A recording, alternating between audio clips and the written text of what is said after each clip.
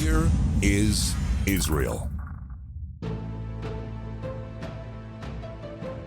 I think maybe to help understand a little bit how I view what's happening in Israel, it'll help you perhaps, if you're a Christian viewer, to know a bit about my background. I come out of Methodism and Protestant Anglicanism as a child, growing up in a Christian home in South Africa, where I attended more church sermons and more Bible studies and prayer meetings than I care to remember.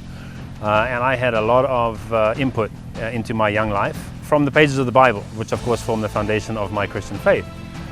Now, it was never taught from a pulpit. I never heard it said that because the Jews as a nation had rejected Christ, that God had rejected the Jews. And yet somehow subliminally that was the message that was communicated to me. I grew up believing that the Jewish people, in terms of their history and their geographical location and all that was definitely Old Testament, that is to say old, that is to say past, and it had no more significance or place or purpose in reality, in history, and certainly not in my Christian faith, because now we have the Christian era, and the old era of the Israelites and of the Jewish people is over. It was an awakening, therefore. It came as a bit of a shock for me to discover in my continuing walk as a Christian that actually the God I believe in is one who keeps his word, and he doesn't have plan A and plan B. He had a plan A for the Jews, and when they fell foul of his plan, he came up with plan B, which is Christianity. No, in fact, when he makes a promise, he keeps it. And he made a promise to the seed of Abraham.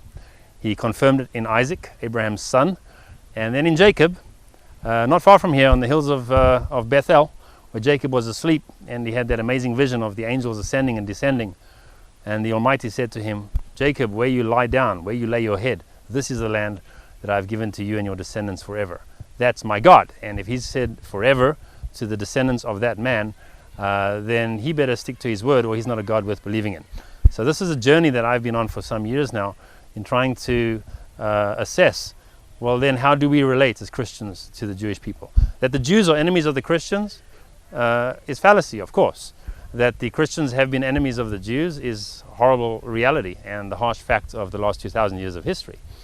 The Jewish people have experienced more anti-Semitism both before the creation of the State of Israel and subsequent to it from the Christian world than they ever did from the Islamic world.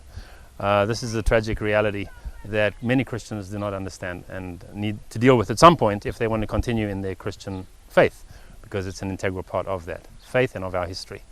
The lie that is often disseminated in our international media about how the Jews are on the one side and Muslims and Christians are on the other side, that Christians are victims of Jewish aggression, that Christian Arabs are being endangered, and in fact the whole Christian Arab population is being forced out of the Middle East or out of the area of Israel/Palestine, if you believe in Israel/Palestine. That is a fallacy. It is not based on historical fact, and it's not based on present day reality, because inside the borders of the Jewish state, the Christian community, the Arab Christian community, is at its safest anywhere in the Middle East. It's most secure and it's most prosperous, and it is growing here. Christians may be fleeing Bethlehem. They're also fleeing from Nazareth, by the way, which is in the Israeli sector. But the reasons that they have left both these historical Christian towns, Bethlehem and Nazareth, is because of the persecution and the intolerance of their Islamic co-Arab brothers. And this is of course true throughout the Arab world today, including in Egypt and throughout the Muslim world, including in Indonesia and down through Africa, where Muslims and Christianity are coming face to face.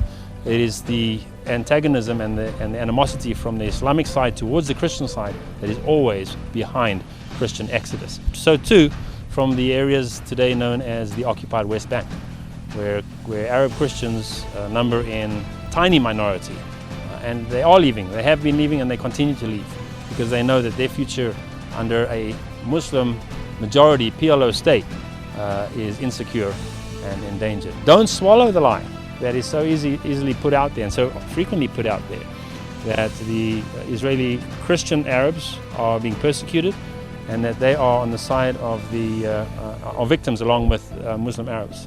First of all, Muslim Arabs are not victims of Israeli aggression. That is a lie, documented lie.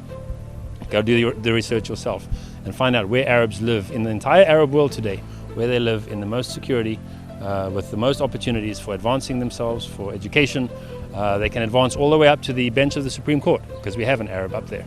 They can go into the Knesset. We have Arab parties in the Knesset.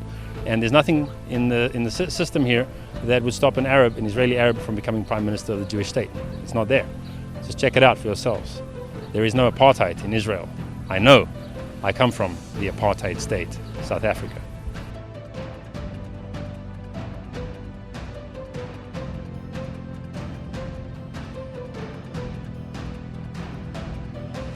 Here is Israel.